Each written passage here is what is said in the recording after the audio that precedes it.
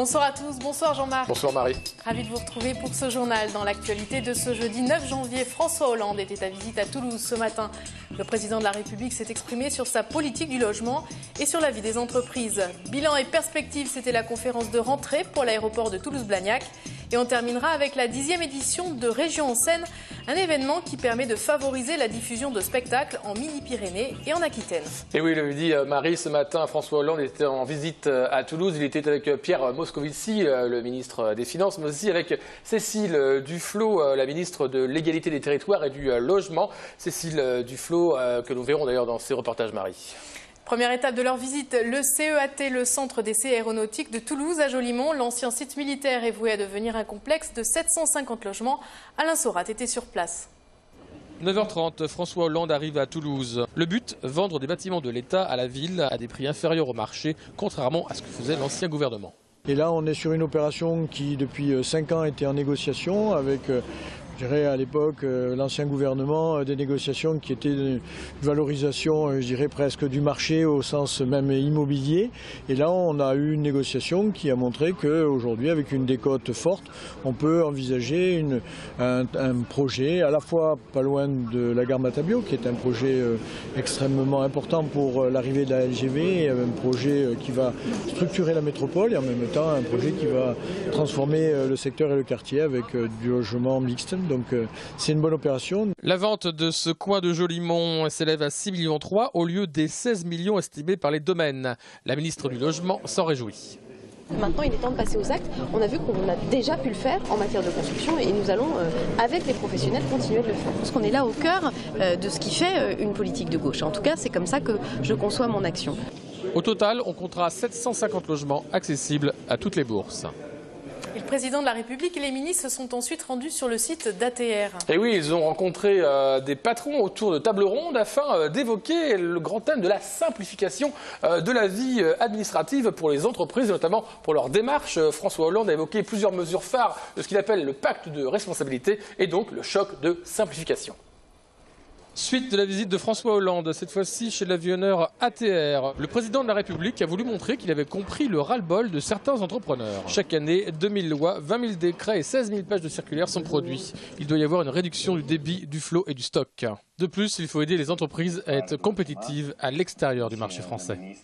Il y a des entreprises de toute taille qui portent l'excellence française et qui arrivent à décrocher des marchés grâce à la technologie, au savoir-faire, à l'innovation qui est la clé de tout.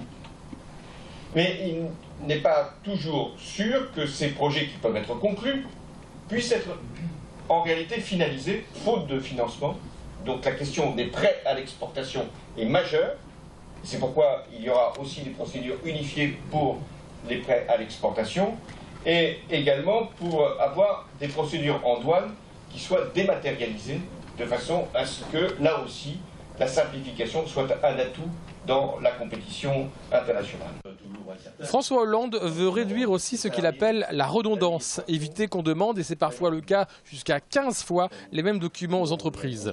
Il veut réduire les délais pour embaucher, pour construire et lutter contre la prolifération des normes. Des mesures qui parfois relèvent du détail, mais qui vont simplifier le quotidien. Ce qui a été très intéressant, les annonces de ce matin, c'était effectivement les déclarations sociales simplifiées, parce que gain de temps, parce qu'aujourd'hui, comme quelqu'un le rappelait, je n'ai plus le chiffre en tête, mais en fait je crois que c'est 2 jours par mois sur une petite entreprise qui sont consacrés à ces déclarations. Le fait de pouvoir le faire par Internet, simplement, sans avoir à remplir plusieurs fois la même fiche à des organismes différents, donc déjà c'est formidable. Le président de la Chambre de commerce vous a rappelé qu'il y avait près de 150 impôts qui étaient demandés aux entreprises. C'est une aberration. On pourrait, je crois, à un moment remettre à plat toute cette fiscalité des entreprises et n'avoir que quelques impôts, pas 150, et moins de niches et moins de particularités selon les secteurs et être sur un cadre beaucoup plus général. Ça serait bien. Le gouvernement se donne 3 ans pour que le maximum de ces simplifications aboutissent. Alors cette visite présidentielle, Marie, ne s'est pas déroulée que dans la sérénité. Pas tout à fait. En effet, un comité d'accueil attendait François Hollande à quelques mètres seulement de son arrivée afin de se faire entendre. Des opposants au mariage pour tous, des salariés de Sanofi, d'Astrium. Une délégation de manifestants a d'ailleurs été reçue par des conseillers du président.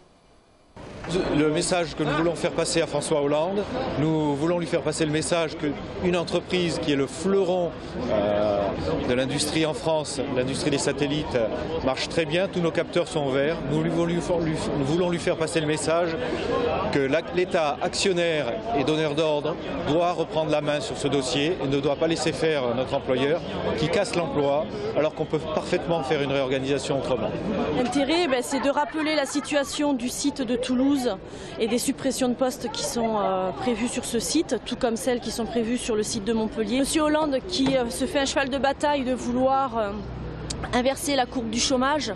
Je pense qu'une des méthodes, une des solutions, ce serait déjà que les entreprises qui sont bénéficiaires, donc comme Sanofi, qui est dans les premières du CAC 40 et qui fait 8 milliards de bénéfices tous les ans depuis plusieurs années, évitent de supprimer des emplois. Je pense que déjà ça peut être une bonne solution avant même d'envisager d'en créer. Et on change de sujet avec une promotion pour Bertrand Montubert. Le président de l'Université Toulouse 3, Paul Sabatier, vient d'être nommé rapporteur général de la préparation de la stratégie nationale de l'enseignement supérieur par Geneviève Fioraso, la ministre de l'Enseignement supérieur et de la Recherche. Et oui, elle devrait constituer prochainement un cabinet d'expertise, un comité d'expertise plutôt. Ce travail permettra de comprendre la place de l'enseignement supérieur dans la société. Marlène Canal l'a rencontré. Avec la loi du 22 juillet 2013, c'est la première fois en France que l'État s'est donné une stratégie nationale d'enseignement supérieur. Aux côtés de Bertrand Montubert, qui sera le rapporteur général, Sophie Béjean, autre universitaire et ancienne présidente de l'Université de Bourgogne. Ils seront à la tête du comité d'expertise. Parmi les questions, comment travailler pour construire la France de demain à travers l'enseignement supérieur ou encore comment gérer les différents territoires. Cette stratégie nationale, elle est destinée à définir quels sont les objectifs, par exemple de formation supérieure dans le pays, combien nous espérons avoir de diplômés par exemple au sein d'une classe d'âge. Nous savons qu'en France aujourd'hui nous sommes en dessous de ce qui se passe dans beaucoup de pays développés en termes de formation supérieure. Et le gouvernement a dit qu'il faut avoir plus de diplômés du supérieur. Mais le faire comment ? Le faire avec quels acteurs? Comment on les coordonne avec tous les types de filières de formation qu'on connaît, que ce soit évidemment les universités, mais aussi les classes préparatoires et diverses formations privées. Comment on coordonne tous ces acteurs? Comment on coordonne ce qui se passe au niveau national et ce qui se passe au niveau régional? Puisque le conseil régional, les métropoles, comme Toulouse Métropole par exemple, ont aussi des projets en termes de développement de la formation supérieure, qui est l'articulation également avec les besoins de la société qui s'expriment par rapport à un certain nombre de défis sociétaux qui se posent. Eh bien, c'est tout ça le cadre de cette stratégie nationale d'enseignement supérieur sur laquelle la ministre a confié à un comité qui sera présidé par Sophie Béjean, qui est la présidente du Conseil national des œuvres universitaires et sociales et de l'Agence Campus France, et moi-même qui en serai le rapporteur général. Eh bien, c'est un travail qui va nous occuper sur plusieurs mois pour pouvoir définir cette stratégie nationale. Les premiers résultats sont attendus au printemps 2014. D'autres travaux devront être soumis tous les 2 ans à l'évaluation parlementaire. Le lycée Déodat de Sévrac à Toulouse a commencé l'année 2014 en ouvrant ses portes à la rectrice de l'académie, Hélène Bernard. Elle a visité l'établissement, ses laboratoires et rencontré la communauté scolaire. C'était l'occasion de faire le point sur l'enseignement professionnel et technologique dans le plus ancien lycée de la filière de l'académie. L'académie de Toulouse compte aujourd'hui 81 lycées professionnels et 114 lycées généraux et technologiques. Pascal Solaire. L'enseignement professionnel est une voie de réussite pour les jeunes. Au lycée Déodat de Sévrac, c'est une réalité. Sur les 1950 élèves, 60% préparent un bac technologique, 20% un bac pro et 20% un bac général. L'établissement affiche un taux de réussite supérieur à 90%, tout bac confondu. En rénovant la voie professionnelle en 2009, le ministère de l'Éducation nationale souhaitait élever le niveau de qualification des jeunes, leur insertion professionnelle et surtout leur poursuite d'études dans l'enseignement supérieur. Aujourd'hui, il faut encore communiquer pour attirer davantage de jeunes. Il faut que, d'une part, on rappelle que le bac pro permet de commencer une carrière, enfin de commencer à travailler, d'essayer de s'insérer sur le marché du travail, mais c'est aussi une politique d'orientation qui doit privilégier des formations post-bac adaptées, le mieux adaptées possible aux bacheliers professionnels qui ont le plus de chances de réussir en fonction, il faut tenir compte de leurs acquis scolaires. Donc c'est pas en allant en première année de droit qu'on réussit dans l'enseignement supérieur, c'est en essayant d'aller essentiellement des formations type BTS, ce qui n'interdit pas de continuer ses études. Le lycée Déodat de Sévrac propose 7 BTS industriels. Parmi les diplômés en bac pro dans cet établissement, un jeune sur 2 poursuit des études en BTS, preuve que la formation professionnelle est source de motivation. C'est essentiellement les pratiques pédagogiques, les méthodes mises en œuvre, le travail interdisciplinaire, la notion de projet. Les jeunes travaillent sur du projet, sont beaucoup plus motivés, donc ont du sens à la formation qu'ils suivent. En 2014, l'Académie de Toulouse s'est fixée pour objectif d'augmenter de 50% la proportion de lycéens professionnels dans les BTS. Le début de l'année, c'est en général l'année des bilans, ou le moment des bilans pour l'année 2013 et notamment à l'aéroport de Toulouse-Blagnac. La plateforme a terminé la rénovation de ses pistes et mis en place un nouveau site internet pour les passagers. Pour 2014, pas de grands travaux, mais de nouvelles destinations au départ de Toulouse cet été. Sophie Voinis nous en dit plus. Après 2 années de forte croissance à 10% en 2011 et 2012, l'aéroport de Toulouse-Blagnac termine l'année 2013 avec un trafic stable et une faible croissance à 0,1%. Autre constat sur 2013, le nombre de vols a diminué, notamment entre minuit et 6 heures du matin, mais les avions sont plus gros et plus remplis. Quant à l'augmentation du trafic aérien sur les prochaines années, les perspectives sont à la stabilité. Les perspectives de croissance sur notre plan à 5 ans sont quand même relativement modestes. On est sur une tendance à un peu plus de 2%. Donc on n'imagine pas qu'il va y avoir une explosion du trafic. Notre objectif, c'est d'avoir une offre supplémentaire, c'est-à-dire d'ouvrir des choses qui ne sont pas ouvertes aujourd'hui, en particulier à l'international. En termes d'infrastructure, on a beaucoup investi les années passées. On l'a dit, on avait investi pour quelques années. Donc on va se calmer en matière d'investissement. On a un programme d'investissement qui est 2 fois et demi plus faible que celui des 5 années précédentes, c'est normal. Donc on va travailler plutôt sur la qualité de service, sur l'adaptation aux compagnies aériennes, quels sont leurs besoins. Donc on va moins construire de grandes choses et on va plus faire un peu dans le détail. Et dans le détail, les destinations à succès au départ de Toulouse restent Tel Aviv et la Corse, qui est passée d'une offre de 9 000 à 100 000 sièges entre 2012 et 2013. L'idée avait fait le buzz sur Facebook et créé un réel engouement des Toulousains, mais la ligne Toulouse-New York ne sera finalement desservie qu'une seule fois par semaine à partir de cet été avec la compagnie XL Airways, en attendant une offre plus intéressante avec American Airlines. Parmi les nouveautés 2014, on aura essentiellement donc de l'Europe avec Hambourg Germanwings, puisque Hambourg aujourd'hui est opéré mais en vol privé pour le compte d'Airbus, donc avec Germania. Et là ce sera donc la filiale low cost de Lufthansa qui opérera un vol 4 fois par semaine. Ensuite on a également Etihad Régional, on va dire un petit Etihad qui va par le biais donc de sa filiale Darwin desservir 5 fois par semaine donc Toulouse-Genève pour pouvoir connecter sur le vol Etihad donc au départ de Genève et pouvoir offrir des correspondances donc sur le Golfe. Mais on ne désespère pas néanmoins pour 2016 avoir une des 3 compagnies donc du Golfe, des Émirats Arabes Unis, soit Emirates, soit Qatar Airways, soit Etihad donc pour desservir Dubaï, Abu Dhabi ou Doha et avoir la possibilité surtout d'avoir des correspondances donc au départ de ces plateformes-là, et notamment par exemple l'Australie. L'aéroport de Toulouse-Blagnac cherche aujourd'hui à se développer sur l'Europe du Nord et l'Europe de l'Est, priorité sur Moscou, Budapest, Varsovie ou Copenhague. Autre point faible de l'aéroport toulousain, le long courrier, même si l'offre existe sur Montréal et la République dominicaine. L'objectif, c'est d'être présent sur d'autres destinations d'Amérique du Nord et sur les Émirats Arabes Unis. Enfin, la tendance s'est inversée et aujourd'hui, c'est la clientèle famille et loisirs qui consomme des voyages en avion devant la clientèle d'affaires. Grâce à ces 2 clientèles, le low cost représente aujourd'hui 27,4% de l'activité de l'aéroport de Toulouse. Et puis toujours en aéronautique, faisons un petit cocorico chauvin et toulousain, puisque l'armée de l'air a annoncé ce matin que le 2e A400M livré à la France sera baptisé Ville de Toulouse, un bel hommage à la ville et aux équipes d'Airbus Marie. Et l'appareil sera baptisé lors d'une cérémonie à l'aéroport de Blagnac le 22 janvier prochain. Il devrait ensuite être affecté à la base de Brissy, dans le Loiret.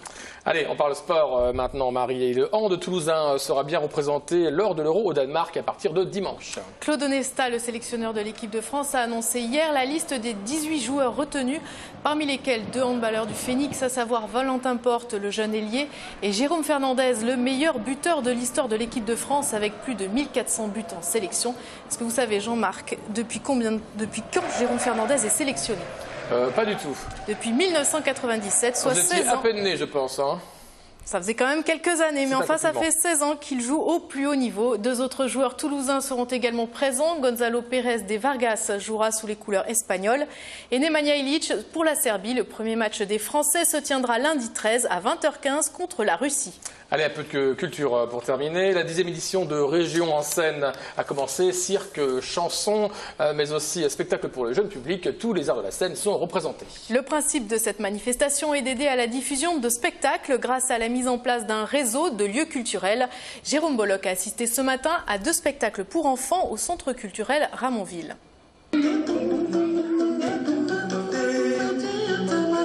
Un monde élastique dans lequel 2 personnages dansent et se contorsionnent, tel est l'univers de l'extensible voyage d'EVA, un regard tendre sur la créativité des enfants.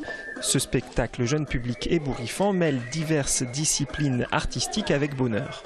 J'ai toujours mis ou du cirque, ou de la marionnette, ou de la musique, ou du théâtre, et j'aime ce croisement parce que la vie, elle est multiple, protéiforme, et je ne vois pas pourquoi nous devrions, nous artistes, Bien sûr que nous avons une expression majeure, on est d'accord, parce que ça correspond à une sensibilité, à un choix qu'on a à l'intérieur, mais la pluralité, c'est tellement beau. C'est vrai que je crois que maintenant on considère vraiment l'enfant comme un vrai spectateur, pour lequel il faut une exigence et une qualité artistique grande.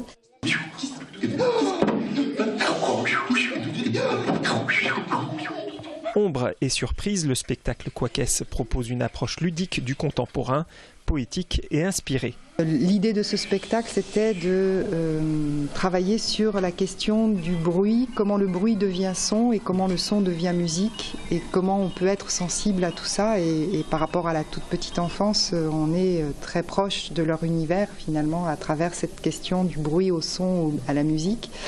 Et l'idée, c'était aussi que ça soit jubilatoire. Ces 2 compagnies font partie des 13 entités artistiques retenues cette année pour Région en scène. La manifestation apporte une vraie visibilité aux artistes et de nombreuses opportunités de programmation.